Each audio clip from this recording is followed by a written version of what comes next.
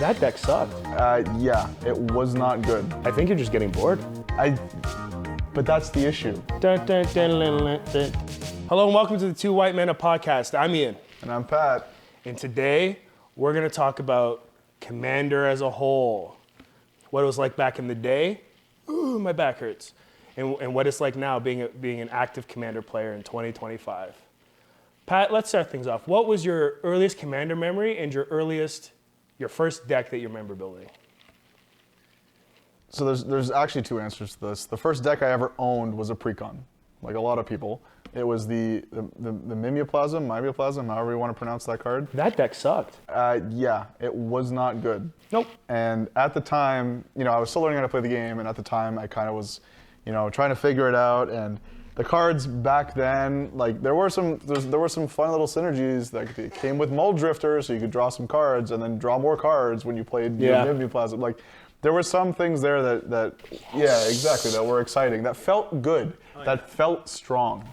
Nice. Yeah, exactly. So that's the official answer. But I think my first actual Commander deck that I remember building was Doran the Siege Tower Defender Walls. Tree. That was a lot of keywords you just said. Yes, good.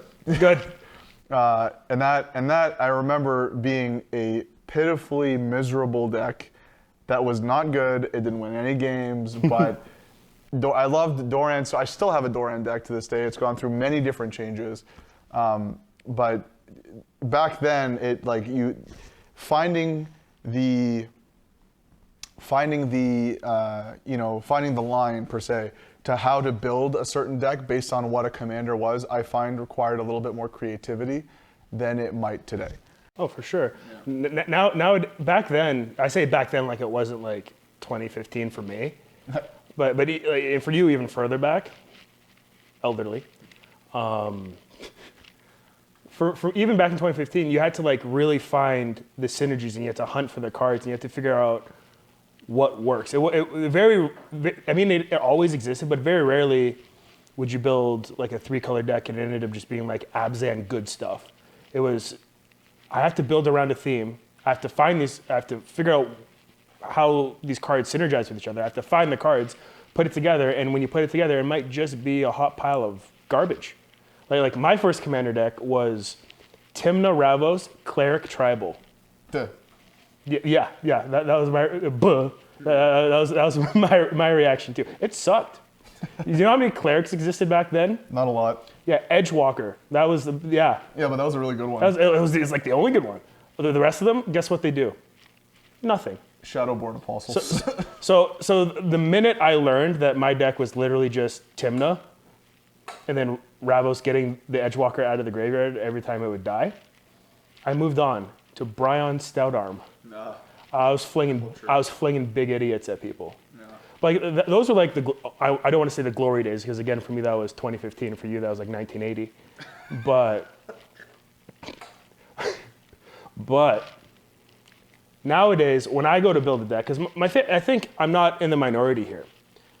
I think the majority of people play Commander because they like building and being creative.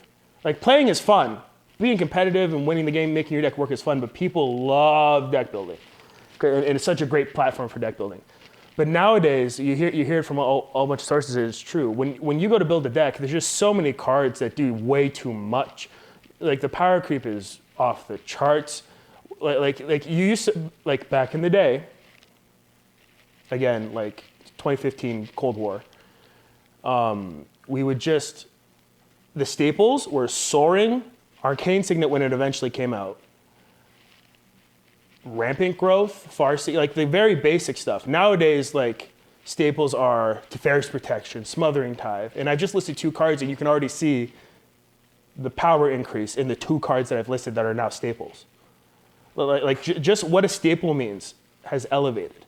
So with people who we assume have access to those cards, because a lot of people do, the modern 2025 Commander deck is a lot easier to build, which has its positives and negatives.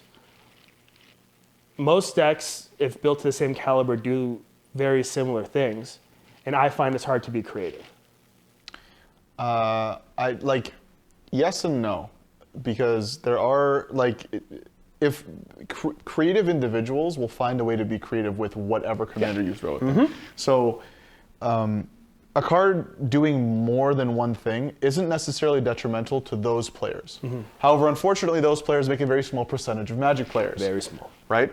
So, you know, like you were saying, you know, talking about staples, back in my day, we didn't have Arcane Signet. Yeah, the 1920s were wild. Yeah, it was rough. Yeah.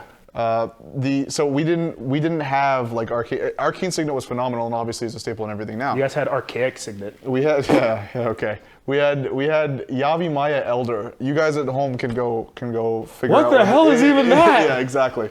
You guys at home go Google that. That used to be a green staple. That card used to be so good. Yeah, exactly. It used to be amazing. Now it's arbitrary and it sucks. Yeah. But that's not to say like obviously power creep is a thing in Magic and you know they will print more powerful cards. It's a thing in all games. To replace old cards. That is fine. That is not the problem. It's not even the subject. But the idea is, in my opinion, and this kind of hinges not only on the power creep, but on the commanders themselves, it is much easier to throw a stack of cards together, and this could be due to, you know, technological advancement. We have resources now that we didn't have in like 2010. We have the technology. Well, we have things like EDH Rec, for example, that tabulates all these decks that they find online, kind of like a TCG marketplace of decks, where they just get all the information online, jam them in one place, so that you can take a look and be like, oh, I can build this deck in less than 20 minutes. Whereas before that existed, you know, people used Scryfall, which is effectively just, you know, you type in what mechanics you wanted and what card and what colors. And you get scrolling. And you start scrolling through thousands of cards. And that's how I used to build decks back in the day. Because near when I started, I didn't have the knowledge. Or the internet. Or the, well, I had the internet. Not that old. But I didn't have, obviously I didn't have the knowledge of like, the vast knowledge of Magic the Gathering cards. So I didn't know what would go good with, you know, said commander or what would really help said strategy. So, you know, going onto Scryfall, putting in the colors of your commander, putting in whatever mechanics you really wanted in the deck, and then searching, and then having to scroll through every card and reading every card and figuring that out. That, not gonna lie to you, used to be tedious, but it kind of made the end product kind of worth it. Right? Like there was some creativity there. And sometimes when you scroll through cards, you find something else that might want to change the direction in which you take that deck. There was a lot of dynamic changes when it came to building a commander deck. Whereas nowadays, I think personally that commanders do too much. It makes it way too easy. If your commander, you know, draws a card and ramps and animates something and reanimates something and does your grocery shopping. And does your grocery shopping and files your taxes for you, then there's a problem. Inherently, for some people love that. Some people really love kind of pushing Magic to its extremes, doing everything all at once, having everything at their disposal, and just, you know, playing the game that way. To each their own. But I find that, you know, over time, the creativity in these decks, the oh wow, that's cool factor of sitting down at the table and you know, playing a deck. The run-on joke is if you see a Kenrith across the table, it's, hey man, it's not like every Kenrith deck. Hey man, it's not like every Atraxa deck. It's like every Atraxa deck. It's the same deck. It's every Kenrith deck ever. It's every Kenrith deck. It's every Atraxa deck, and that I think is inherently where kind of we lose that creativity because. I have many Kenrith decks, in fact. One of them is Battles. It plays every battle ever printed. It's awful. That thing is ridiculously bad. Another one is it's block constructed Eldraine, where I only play cards that were printed in either Wilds of Eldraine or Throne of Eldraine, lands included. I think you're just getting bored. But that's the issue. When decks become too easy to build and creativity is no longer there, for some people, for some players, that takes away the whimsy and the magic from the magic, no pun intended. Like, you do need something to drive you to want to build a deck, and some hurdles, like a little bit of, you know, complication is not a bad thing.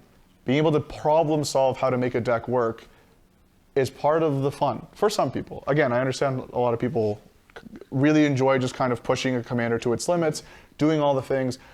playing powerful cards is fantastic, but I think there's a limit between power creep and being able to maintain creativity with deck building. I think going back to what you said around the middle of what you were saying, of the Scryfall experience of looking at all these cards with all these things, reading what all they do. Maybe they apply, maybe they don't.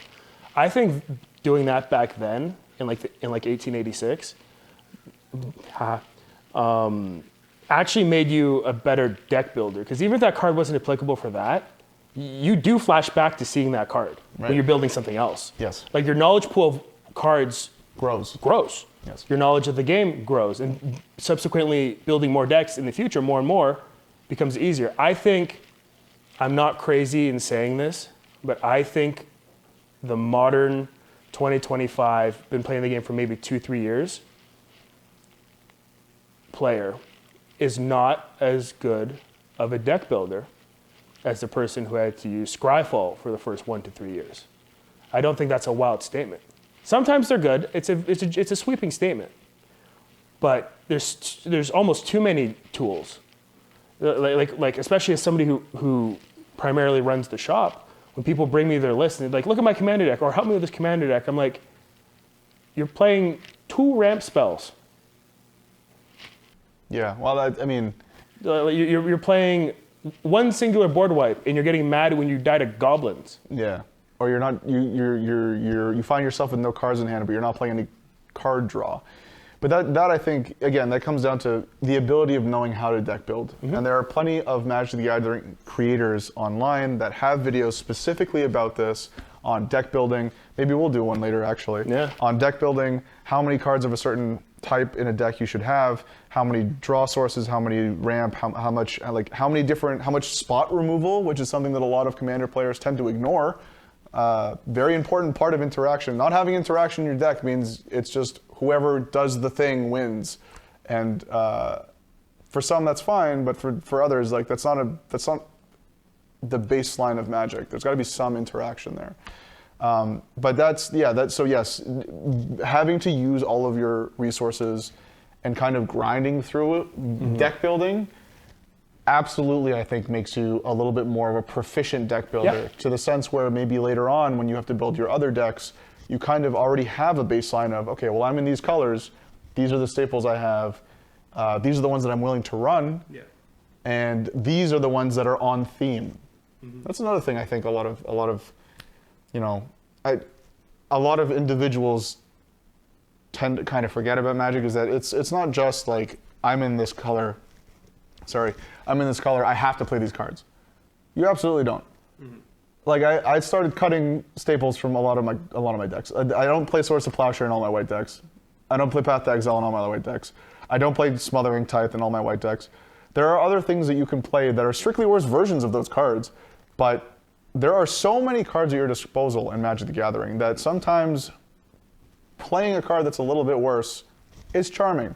There's a nuance to like playing with all the cards that have been printed in Magic, and obviously that might not be a popular opinion, but to some, it's not just always jamming the 15 to 20 staples that you need to put into a deck.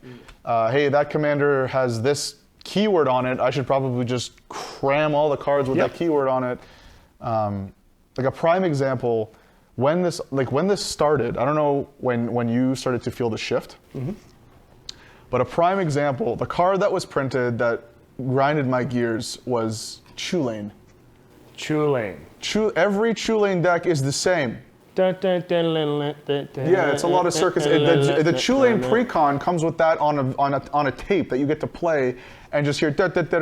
Like an actual tape. It makes you buy a cassette player. Yeah, back in my day. You're familiar with it. Yeah. It comes with a Walkman. What, man? So when Chulane was released, I just remember thinking, wow, what's the point? Because it does everything. Me when I wake up every day. But it does. It's just like necessary actions. The card. I need to draw cards. I need to ramp. Me take game action. Me so good. Like that's what every commander deck needs to an extent. So like, what does just doing it a little bit more. What's the theme of that deck? Yeah. It's just shoelane. It's just Dun, dun, dun, la, la, it just becomes Simic or Bant good stuff. Whatever I want to do, whatever I want to play, which different strokes for different folks. But there's literally no creativity there. I think it does not leave room for there's no creative space to operate in there. I think it's a very actually difficult time. It's a very difficult time to be a new Commander player. And I'm going to transition us more into this topic because it's, whoa. With the change from ban list and the recent bans that happened, kind of recent, it's a few months ago now, to the new game changers list, I think overall the new list, the new situation, I don't know what the actual list is called, forgive me, but the game changers list is what I'm going to call it. I think that's a step in the right direction, but I'm more concerned at essentially the tweet. I think it was a tweet that came from Gavin Verhey where they said they're going to go reevaluate the entire ban list now that we have this game changer sheet. My main concern, and I'll lay it out for you. There's been bans that are justified, bans that are more points of contention as we had recently. I think the easy thing, I'm just guessing what they're going to do. I think they're most likely to just free everything from the ban list and then put them into the new framework. I don't think you can do that. For one, I think you do it with them for most things, but the most recent list, the Dockside Extortionist, Mana Crypt, Jewel Lotus, Nadu, I think those specific 4 cards, whether we like it or not, need to stay on that list, specifically because of the reaction from the general community.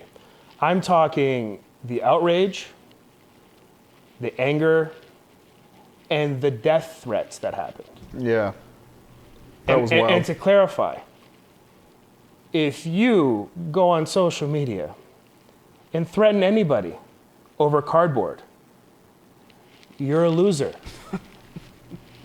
Don't do that. You're why we can't have nice things. Just be nice. Just be nice. Doesn't cost a damn thing. People are only human. People make decisions. I didn't agree with the bans, but you didn't catch me in people's DMs telling them to off themselves. No, that's wrong. Yeah, well. And I think that's those events, those disgusting events, those inhuman events, is why those cards need to stay banned. Because if you make those bans and then 4 months down the line, even if we have a new framework, you unban those cards, whether you like it or not, I feel like you're empowering the people that did the horrible things. That's a reward. And not to mention, a lot of people sold their cards and the outrage. That's bad. You can't do it so fast. So my main fear is that what they're hinting at is abolishing the ban list and putting it all within this new framework. And I think at this point, just leave the ban list the way it is, leave it. And then from here moving forward, we function within the new game changer framework. I think there's a line that you can kind of teeter. There are cards that were banned in Commander a long time ago that I don't think need to remain on the ban list. Yeah. There's plenty of cards that I think are, back in the day, were super powerful. Insane, to the point where they needed to be banned. Yeah, when Abraham Lincoln was president. Yeah, exactly. And nowadays, you can just kind of, I feel like there are some cards on the ban list that you can remove from the ban list and put into this tier system where, this card's really strong, you can play it, but it's tier 4. Yeah. Like, you have to put that out there. Everybody at the table needs to be understanding that you have a card that is way more, what is way stronger than the average card. Everyone needs to be okay with that, and then you can play it, and then nobody's upset when you play Raphaelos of the Many, Yeah, or whatever the heck the card's we called. have Thoracle, we have Thassa's Oracle Demonic Consultation. Yeah. I think by putting it in the right category, we can have Flashback. You remember Flash Protean Hulk? Yeah, Flash Hulk. Yeah, Flash Hulk. You can, if we already have essentially still Flash Hulk, it's cheaper Flash Hulk. Yeah. It's a couple less steps to Flash Hulk. Just like Flash can come off, Golos can come off. Yeah, I feel. I was mad at Golos getting banned, but that's a different thing. Well, I think Golos died for the sins of Field of the Dead. That's a different topic. I do still think Field of the Dead should be a banned card, or at least listed at a tier 4. That card is insane. It goes in every deck. It's just straight free value. Every deck that's more than 2 colors, let's say. Yeah. More than 1 color, really. You can play it in a bicolor deck if you really wanted to. But I think Golos died for the sins of other cards, because it made it too easy to either assemble combos or do other stuff for other cards. Yeah. And I don't think that's a problem. I didn't think Golos needed to be banned. I think that card can just be a tier 4. That's another example of that. But then there's a bunch of cards like, I don't know, the Power 9 should probably stay banned. Oh yeah. And again, with Golos, again, we're kind of sticking with Golos. We talk about like commanders that exist, like Chulane, and commanders that are just 5-color good stuff. Yeah. How bad is Golos really when we have like the new Joda for legendary creatures, like that? He just goes. Like there's way more 5-color good stuff. Like just I agree with you. In general, the list needs to be reevaluated. Maybe stuff gets taken off, but the stance I will die on is those last 4 bans forever, or long enough, like a minimum 1 to 2 years. You can't, if we're gonna, I really do think they're gonna try to let stuff off the list and move into this framework. Yeah. I think that's where we're going with this. Yeah. I think those 4 cards should stay banned out of principle. There's those specific 4 bans come with a specific history. Yeah. That are different than most of the other cards that are on that ban list. Yeah. So they're kind of a outlier. They're a special case, if you will. Mm-hmm. And they almost all fall under the same category, which is fast mana, which is something that a lot of some players were upset about. There are other players that made the perfectly valid point that if those cards are going to go, then Sol Ring also has to go, because Sol Ring is also fast mana. But then Sol Ring's more available to everybody, and then it's the whole thing. Right, but if we're going to start putting ban what's it called, limitations on what the price of a card is, then there's plenty of cards that cost nothing that are overpowered that will never be banned, right? Well, we'll have this talk a different time. I'm pro get rid of the reserve list. Oh, I'm actually against get rid of the reserve list. We'll fight about that later. Yeah.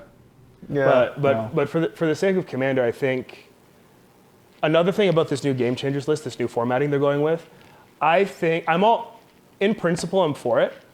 Like it better dictates where you should be when you're describing what you're going to be doing. But I think they released a half-cooked list, and it's like Teferi's Protection is not on that list. You know what it is? I think they just misnamed what it's supposed to be. Yeah. Calling it a Game Changer list is a little too broad. I think it's supposed to be called a Game Enders list. Yeah. Because all the cards, and I've had this conversation with an avid Magic player, a good friend of mine, and I thought that Farewell should have been on that list because Cyclonic Rift is on that list. Mm-hmm. And then I said they do almost the same thing, to which he said that's not entirely true. One of them is one-sided, one of them is instant speed, one of them wins you the game on the spot, basically, at the end of somebody's turn. Farewell doesn't do that. Farewell slows the game down. Teferi's Protection does that. Teferi's Protection saves you from dying once. Most of the time, somebody does something horrendous, like a catastrophic Cyclonic Rift or a Farewell, or you yourself. Do you know how many times I've cast Farewell and then on the stack Teferi's Protection myself? Or in the order where it would work? I don't think there's an order where that would work. But I've done some kind of Commander war crime, and then Teferi's Protection myself away from it.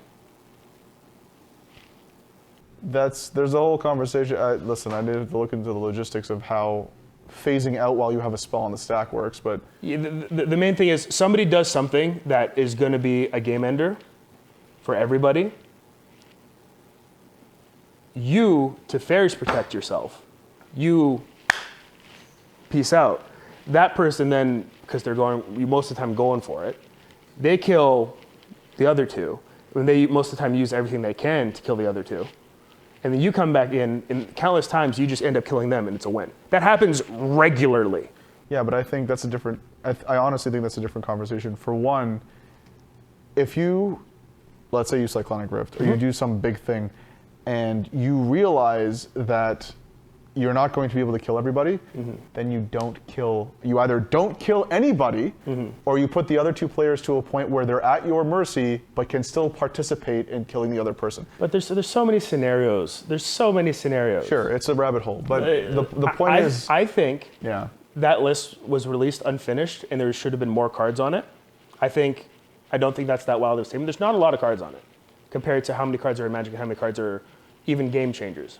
Teferi's Protection being a good example or not. I think the list overall, good.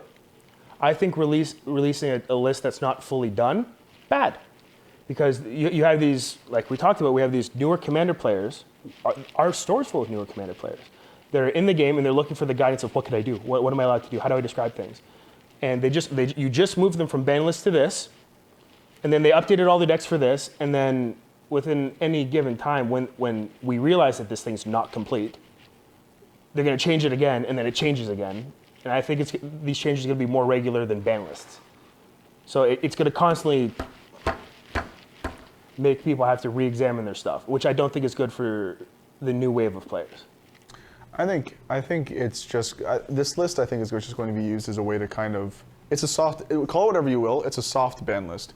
It's effectively what it is. They're putting cards out there to make sure that you don't play with other people who don't also or are not willing to also play at that same power level, right?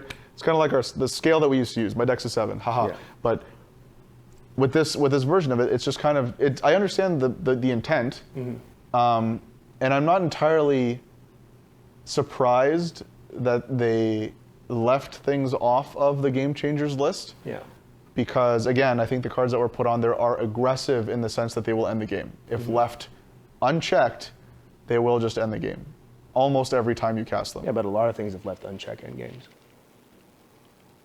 Sure, but that's my point. There's not they did not put they're not going to sift through every card in Magic the Gathering and be like, hey, in this niche situation, this card will end the game. I think they really just looked at, cards that are.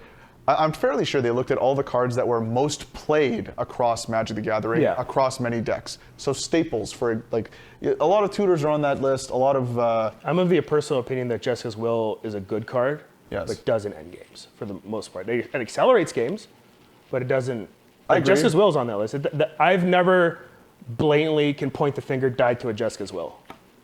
I can agree with that. I think most people. In my experience, obviously if it's on that list, it's for a reason. Yeah. But in my experience, whenever someone casts a Jessica's Will, it's draw a handful of nothing and make a handful of mana and. Yeah, I actually see more botched Jessica's Will. Yeah. Than anything. More often than not, I find that Jessica's Will is, that could be an example of a card that they might take off of that list. I feel like they move it down. Yeah, or just grade whatever. It just like I feel like this list is meant to be dynamic in the sense that it's much more flexible than the actual ban list is. Right? A ban is a ban, but this soft ban stuff, they have more freedom to kind of. It's a more dynamic list. They have more freedom to kind of take things off, put things on, change things from a different level. Add things. I know that mass land destruction was immediately set to 4. Yeah. Because obviously that does not make for fun games, and usually if you're doing mass land destruction is because you can win fairly soon afterwards, or it should be the case if you blow up everybody's lands and everyone's resources, and then just basically start the game again from zero. That's not fun for anybody. You're not doing anybody any favors. You're stretching a game that doesn't need to be stretched. But again, this at the end of the day, I think it's just a soft ban list. They're going to put things on it. They're going to take things off. They're going to experiment with putting things on this list. Yeah. Experiment, with how the community. They're just going to be listening to the community and saying, well, what are people complaining about?